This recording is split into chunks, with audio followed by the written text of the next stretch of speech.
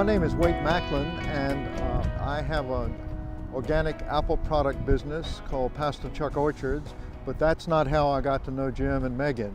We have a place in Cushing up called Pleasant Point, and I'm a gardener, and I had always wanted to grow potatoes, and I saw a catalog of Jim's from Wood Prairie Farm, and so I just took a chance and I ordered some potato seedlings and planted them, and lo and behold, I had potatoes. I was just blown away with it. I was a very nervous gardener about potatoes because I'd never done it before. And I would call Jim maybe once a week and say, is the ground warm enough? Is it too cool? And Jim was so patient with me. It was just wonderful. And he led me through it.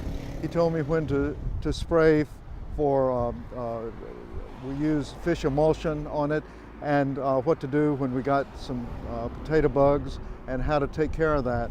And every year I would call him with another anxiety, and he would just settle me down, and it was just wonderful. I'd never had a producer who worked with me as a grower as Jim did, and I loved it. I loved it. So I felt very close to them all the way through, and I tell everybody about it, and I think he's gotten a few sales from friends of mine, and that's good too. Yeah.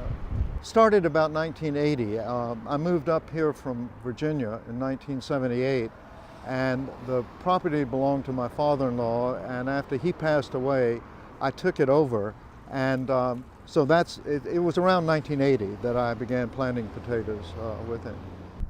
And I've always loved his love of the land and his love of organic. And that's one of the first things that drew me to Wood Prairie Farm, was that. And I know of his social activism and his work in the community, and that's another thing. And that's what I used to do. I'm a retired Episcopal minister, and I used to do a lot of community work. So when I saw that that's what Jim and Megan were doing, it just made a lot of sense to me. I've only had one bad crop, and that was because we had a huge flood, and it just washed everything out. But the quality of the potatoes, one of the things I really like about them is that they have a longevity to them. They keep in storage beautifully. And so we're eating potatoes into the winter from that. I get lots of offers from other companies, but that's the one I want to go with, you know. One of the things I would say about Jim is that he has low ego. He is about what he is about. And I think that draws people to him. You don't have a sense that he's working an agenda other than what he says he is and who he says he is. So that's why I'm sure that's why so many people are drawn to him as well. Yeah.